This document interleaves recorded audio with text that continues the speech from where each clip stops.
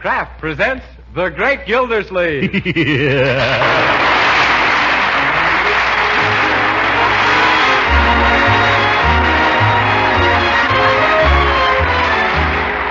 Kraft Cheese Company, who also bring you Bing Crosby every Thursday night, present each week at this time Harold Perry as The Great Gildersleeve, written by Leonard L. Levinson.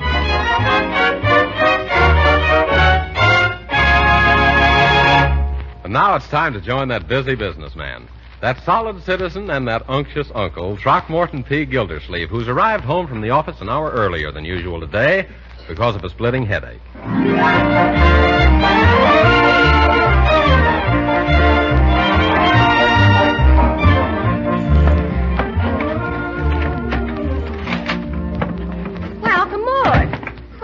Home at this hour. Oh, good afternoon, Marjorie. I closed the office early on account of a splitting headache. Oh, that's too bad. How are you feeling? Just wonderful.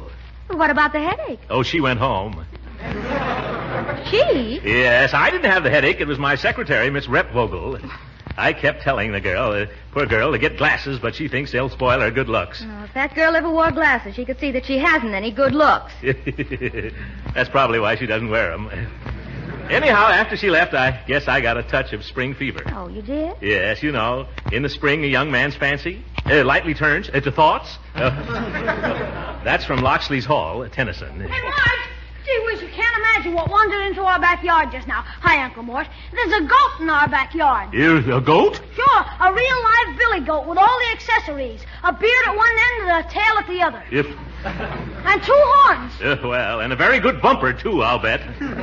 What's it doing in our yard? Well, it pulled up some of those onions you planted, and right now it's having dinner. Onions? I never planted... Oh, good heavens, those are my crocus bulbs. Oh, why didn't you stop him? Hey? Uncle Mort, please come along and help. Certainly, my dear. Come along, Leroy. Oh, gee, crocus. Do you think it'll croak the goat? Leroy, I can see you don't know very much about a goat's digestion. Oh, now you get right out of my flower garden, you old devil. Uncle Mort, make him stop eating my flowers. Now tell him to quit. Yes, all right, my dear. Now, see here. What's the goat's name, Leroy? I don't know. We just can't call him anonymous. Oh, I know. Let's call him Horace after Judge Horace Hooker, huh? There's quite a resemblance between those two old goats anyway. Oh, Uncle Mort, you don't really mean that. No, Leroy. The goat's more intelligent looking. Oh, hurry, Uncle Mort. Well, you've been talking that goat's eaten 4 crocuses, all the nasturtiums, and now he started on my lilies. Lilies? He has he? You get away from those lilies, Horace. Quickly now, before you wind up holding one of them.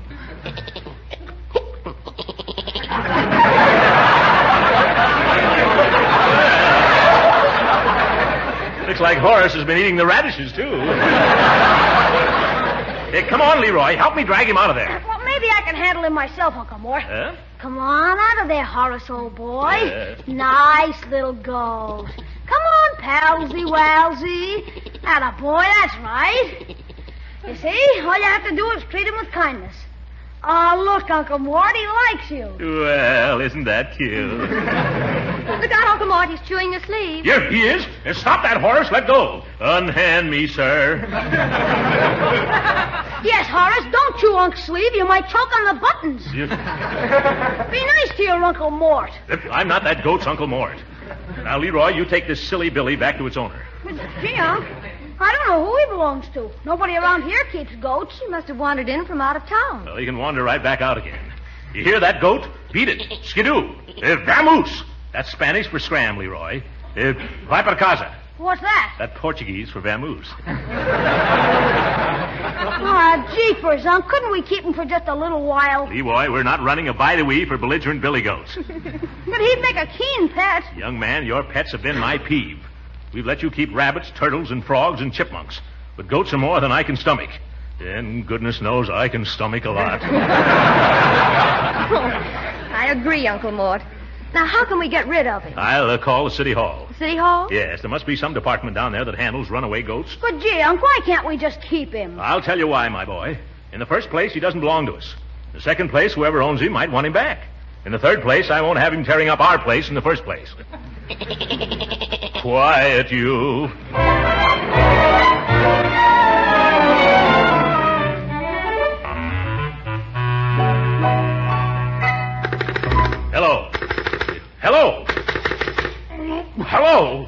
Uncle Mort, don't lose your temper. Why shouldn't I lose my temper? I've been on this telephone till I've gotten a cauliflower ear. Well, maybe no one that's down at City Hall wants a goat. There must be some department that handles them down there, Leroy. By George, what are we paying taxes for? Operator, wake up. Good afternoon, City Hall. Oh, good afternoon, my dear. Did you have a nice nap? What do you want, please? This is still Throckmorton P. Gildersleeves. Oh, yes, the goat man. One moment, please. One moment, please. I'd like to see Hitler hold his breath for one of her moments. Leroy, did you tie that goat to the tree like I told you to? Yes, I did, Uncle, and he chewed through the rope. Oh, dear. What's he doing now? Oh, nothing. Just standing there eating the rest of the rope. Well, let's give him enough rope and maybe he'll operate her. Who are you waiting for, please? I want somebody to come and get my goat. Well, just hold on. Here you are. Hello? Health Department. Entwistle speaking. Oh, at last. Mr. Entwistle, I'm calling about a goat. Sorry, that's not my line. I don't handle sick goats. But this goat isn't sick. Oh, then you want Percy Bodkin. Just a second. Hello, Bodkin speaking. Hello, Mr. Bodkin. We've got a goat down at our house. Yeah, I know. It hasn't any nose. How does it smell? Terrible. I've heard that one.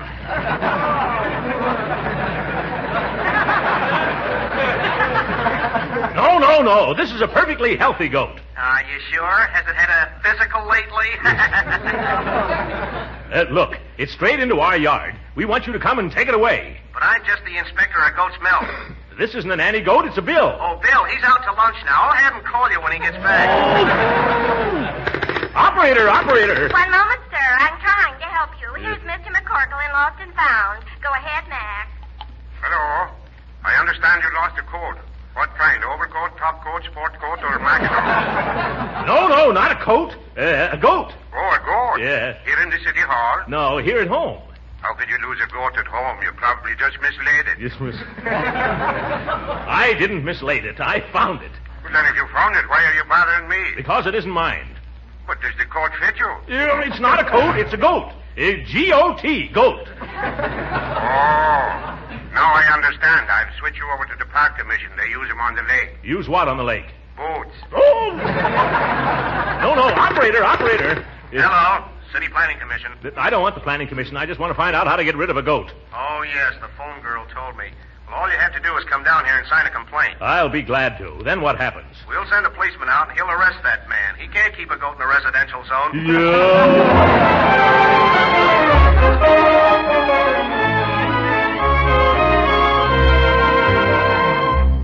All right, Leroy, time for you to trot off to bed. Oh, but gee, it's early, huh? Can't I read to the end of the chapter? No, young man. Before you go to your room, I want you to go outside and chase that miserable goat out of our yard. You mean tonight? Right now, and lock the gate so he can't get back in again. Okay, but it's a pretty tough break for the old fellow. No place to turn to late at night. I thought you just said it was early. Sure for me, but not for a goat. Yeah. It's pretty sad. Now, let's not get sentimental about a billy goat. Yeah, but how would you feel if it was a cold night and you were all alone in a strange city and you were a goat? Well, I'd feel... How do I know I'm not a goat? Well, Uncle Mort, just supposing you were Horace. Leroy, sit down. We're going to have a little man-to-man talk. Gee, like Andy Hardy? Just sit down, young man. Oh, I don't want to appear hard-hearted, but we've got to look at this entire goat problem from the practical standpoint. Understand? Yes, sir. Yeah. Now, first of all, am I this goat's keeper? Did I invite him to come here and live with us? No, but you never told him he couldn't come either, Unc. What's that got to... Let's be calm about this, Leroy. The trouble with you, young man, is that you're too impulsive. I am? Yes. You should carefully consider what you're jumping into, and then don't jump. Why, what business would we have owning a goat? Oh, a swell business. We could rent him out to the neighbors as a lawnmower. Yes, a lawn. That's not the point, Leroy. Let's get down to cold, bare facts. Sure. Poor old Horace is cold and bare, and that's a fact. And homeless and lonesome, too. But you've got to realize, my boy, that isn't our fault. Oh, I do, Unc. And I realize it wouldn't be our fault either if we threw him out and it started to rain and he caught cold and wound up with double pneumonia. If double... Oh, yes, that's perfectly true. If you think it's going to rain. What do we care if it does? I never heard of a goat catching double pneumonia before. Well, suppose he doesn't. Then he may starve to death or get run over by a truck. Oh, I'd hate to think that... Leroy, maybe I've been too impulsive. Oh, no, Unc. Well, I guess I better go out and chase Horace out of our backyard. Yes, you needn't bother, my boy. I'll take care of those things myself. But you said that I was supposed to... Never mind, Leroy. It might rain, and If that poor old goat hasn't got anywhere else to go, it won't hurt us if he spends the night under our mulberry bush. Jeepers, Unc, then we're going to keep him? There you go, acting impulsive again. But he hasn't given us any trouble since he had his dinner. Yeah, do you remember what he had for dinner? A delicious set of Grandma Gildersleeves lace curtains. But he won't do it again. I'll watch him, Unc. How about it? Well, we'll see, Leroy. I'm going to see that you get straight to bed. Come on. Well, I'm going. You don't need to come with me, Unc. Yeah, I'm going to my room anyway. There's an old blanket in my closet I'm going to take outside for that goat, in case it gets cold tonight, or if he gets hungry. Oh, I don't think you need to bother, Unc. He'll be just fine without that. Well, seeing that I'm the host, of course, I might as well. Leroy, what's going on in your room? Oh, nothing, Unc. Oh, nothing, eh? Well, let's take a look. Leroy, look at your mattress. That's the last straw.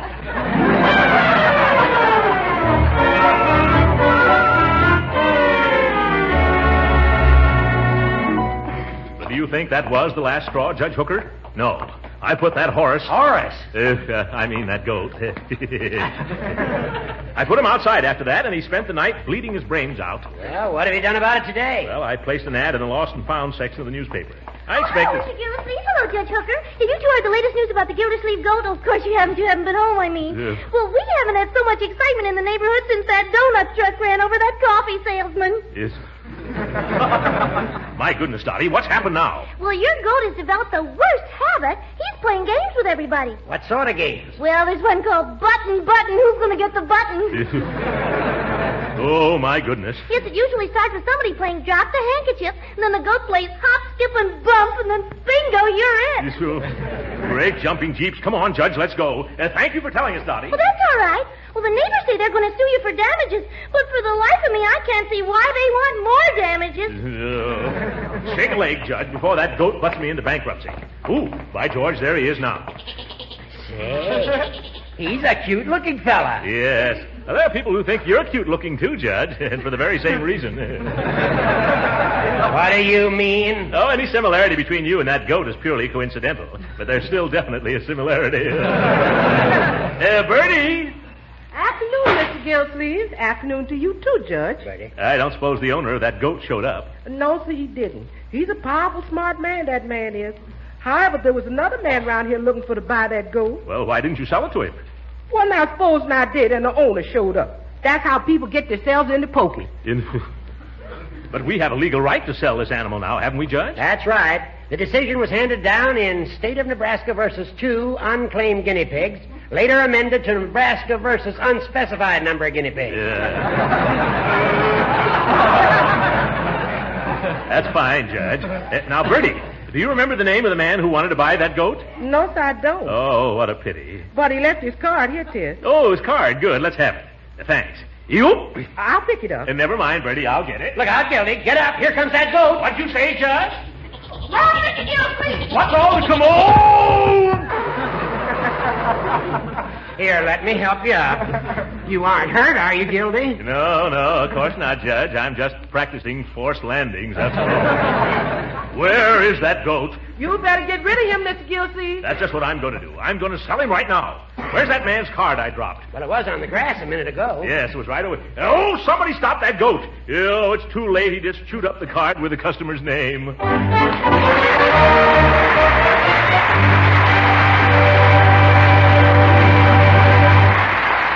We'll hear from the great Gildersleeve again in just a moment. But first, I want to spread the good news. All you busy homemakers will be tickled pink to know that there is a way to make delicious macaroni and cheese fast. In fact, you can make fluffy, light macaroni drenched in cheese goodness in just 7 minutes cooking time.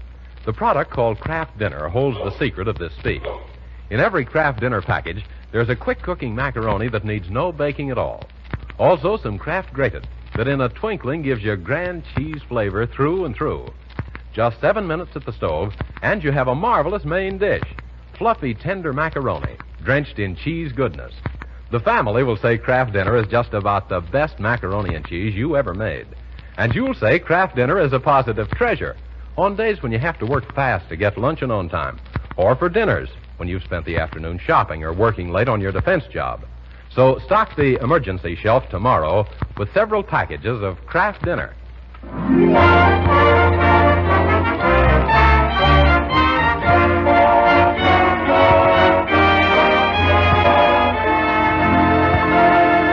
let's return to the great Gildersleeve, who's putting the finishing touches on a temporary goat pen to hold Horace until he can be sold, given away, or just tied to some fence and ran from.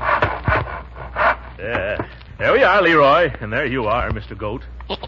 Yeah. Oh, but I'm tired. I'm going to take a nap in the hammock, Leroy. Okay, you take it easy. I'm going over to Piggy Bank's house and see if his mother will let him take Horace. All right. Only don't wake me up unless she's foolish enough to say yes. Gee, poor Uncle Mort. He's getting to the age where he can't take these things. Oh, my gosh, dames. Oh, there you are, Leroy. We've been looking for you, haven't we, girls? That's right. We've just come from our first aid lesson, and we need to fix some quick to practice on before we forget everything we learned just now. So come on, little man. Let us bandage you up. Nothing doing, Sally. The last time you guys wrapped up my leg, my foot was asleep all afternoon. Besides, I gotta see a lady about a goat. Well, it looks like we'll have to practice on each other. Oh, no. Let's see if Bertie's here. Right. Oh, Bertie, would you like to come out here and be a victim? A victim of what, Miss Marge? Circumstances? No. Of a broken leg, brains, burns, everything. No, ma'am. I have absolutely no inclinations in that direction. We just want to practice first aid on you. We're just going to pretend that you're hurt. Can't you do it just pretending I'm there, too? I've got a pressing engagement to press that dress she wants to wear tonight. But if you want me to leave that to go on...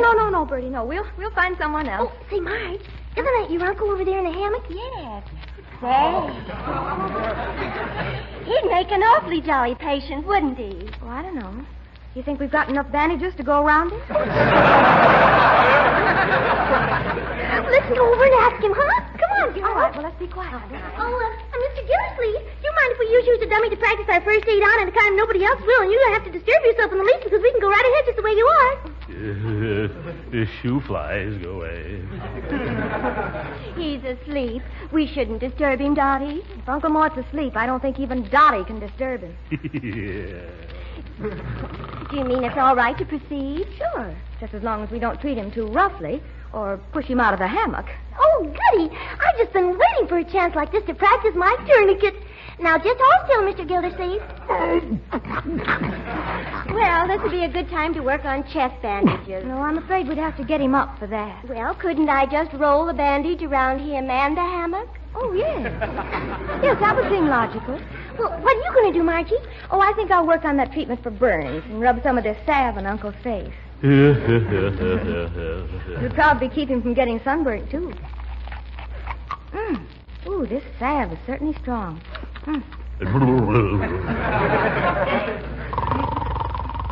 My, your uncle is certainly a sound sleeper. Yes, just listen to that sound.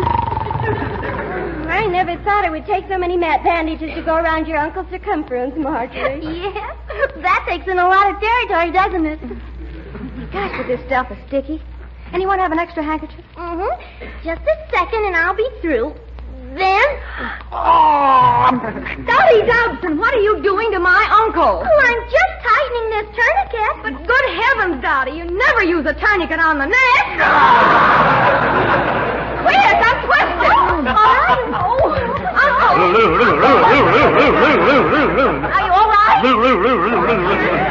Wake up, Uncle. And maybe we better help him sit up. Oh, he can't sit up. He's bandaged to the hammock. In that case, we better... Oh, my goodness, what's that? It's our goat. He wants out. Oh, he got out, too. Oh, here he's headed this way. What do we do? Oh, quick, girls, into the house. Oh, hurry, Marjorie. I can't leave Uncle Mort like this. Oh, here he comes. Goodbye, Uncle Mort.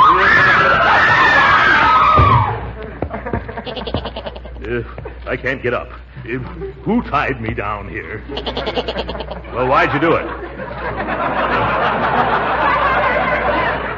Oh, it's you. What do you want? You get away from me. Oh, your nose is cold. Yep, quit licking my face.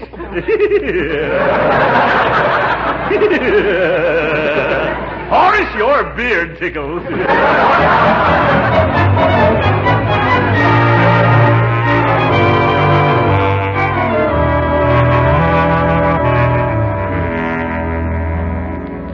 Mr. Gildersleeves, don't you think you'd better figure out some way to get rid of that goat? Because the animosity against him on the outside is beginning to penetrate on the inside. What do you mean, Bertie? Well, I happen to know a certain very reliable and capable cook who has been offered a most lucrative position in a completely goatless household. Should I be more specific? Yes. No. I think I understand, Bertie, and I'm trying to get rid of Horace, too. Well, I sure hope you does, and instantaneously, too. I'm tired of flying a kite from the second floor every time I got clothes to dry and wearing a skillet whenever I have to bustle out into the yard. And you folks ain't had it so easy either, eating them buffet dinners every night standing up. Well, let's not go into that, Bertie. It's a painful subject. Oh, excuse me, Uncle Mort. I didn't know you were here. Come here, young man. Oh, me, Unc? Of course you.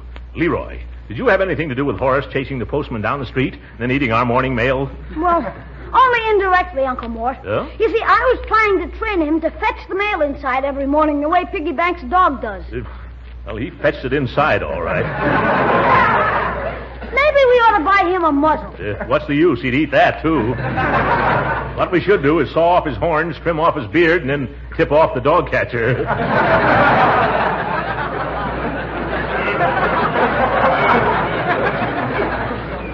You can't do that, Uncle Mort. He likes you. Yes. Every time he sees you, a look steals into his great, big, beautiful blue eyes. Too bad I couldn't see that look when I was bending over to find the keyhole last night. He knocked me clear into the sitting room. Now what? As if I didn't know. Mr. Gildersleeves? Yes, that's me. I'm from the city hall. Do you keep a goat on these premises in violation of the city zoning code? Of course you do. I can see him from here. Your county license to conduct a goat dairy is provided for in the civil statutes of this state? I thought not. Has a aforesaid goat proven a nuisance, disturber of the peace, and menace to life, limb, and real estate values? I thought as much. Better get rid of him at once, Gildersleeve. That goat is butting into everybody's business today. All right, that's enough of me. Get your cap, Leroy, and come along. Okay. Where are we going, Unc? You heard the man. We're going to take that backyard battering ram out to the country and get rid of him. Here, Horace. Come on, nice little goat. Sure. You lead him around to the car, Leroy. All right. Careful, Uncle. You'll trip. Your shoelace is untied. Shoelace untied? Oh, thank you. I better fix it now. Oh, look out, Unc. Here comes Horace. I don't see him. Where is he? Right back here. No, Horace. I fooled him that time. How, Unc? I'm wearing my air raid warden helmet where it'll do the most good. Slow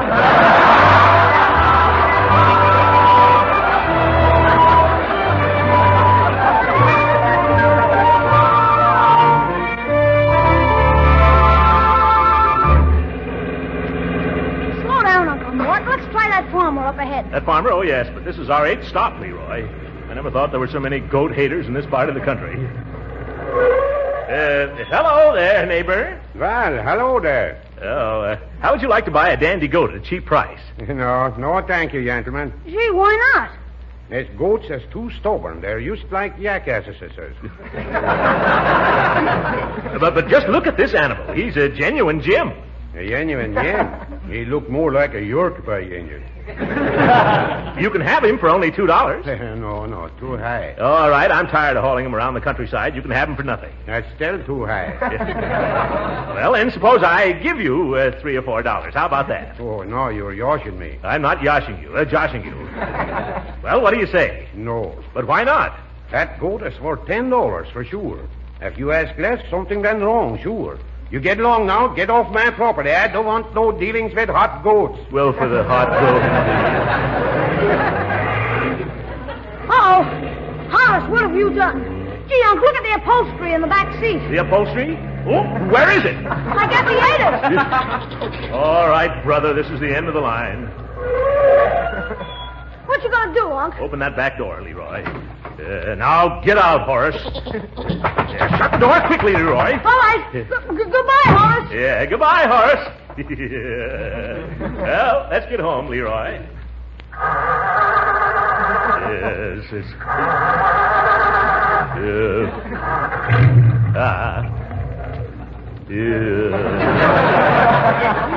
My goodness, look, we're out of gas, Leroy. Horace, get away from those tires.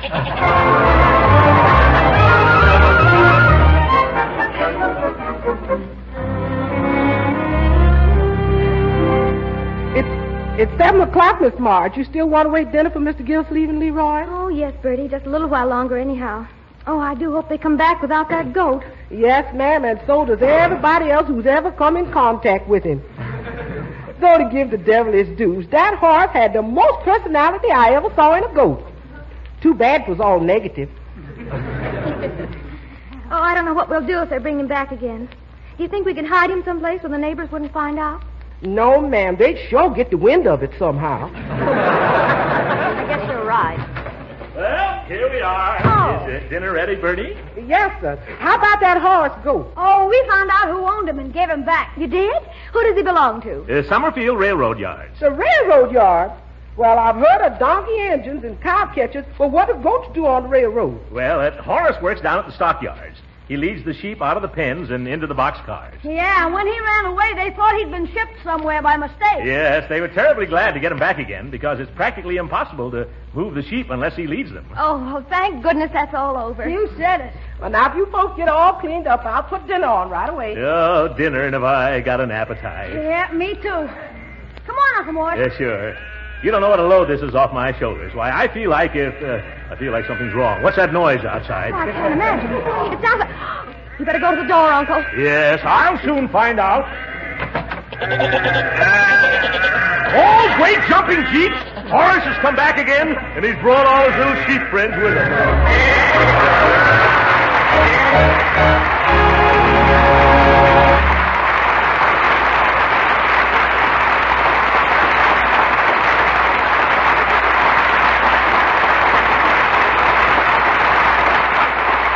The great Gildersleeve will be with us again in just a few minutes. Meanwhile, I'd like to mention that macaroni and cheese is one of America's favorite dishes. And now Kraft makes it possible for you to prepare this favorite dish in only 7 minutes. You do it with a product called Kraft Dinner. For Kraft Dinner gives you a special quick-cooking macaroni that gets fluffy tender in boiling water in a hurry. No need to blanch and bake this macaroni. Also in the Kraft Dinner package is some Kraft Grated that puts grand cheese flavor into the macaroni quick. You spend just 7 minutes at the stove to get tender macaroni drenched in cheese goodness. It's a kitchen miracle that will thrill you and delight the whole family. Kraft Dinner is a main dish all by itself, 4 good servings in every box.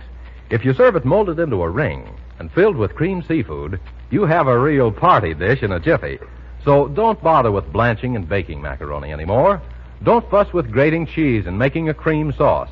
Give them grand macaroni and cheese cooked in 7 minutes. Stock up on Kraft Dinner tomorrow.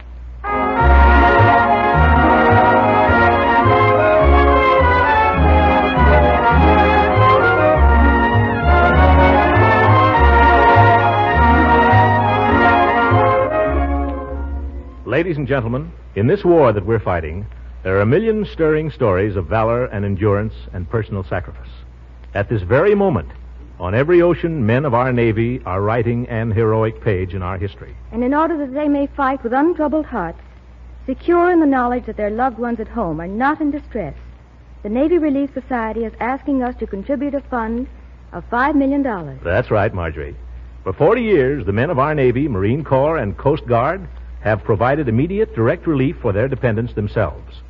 But now, since Pearl Harbor, the need has become much greater. And so all of us are going to have the privilege of helping. Give now, and give generously, either to your local Navy Relief Drive or to the Navy Relief Society, 730 Fifth Avenue, New York City. That's right, 730 Fifth Avenue, New York City. Thank you, and good night, ladies and gentlemen.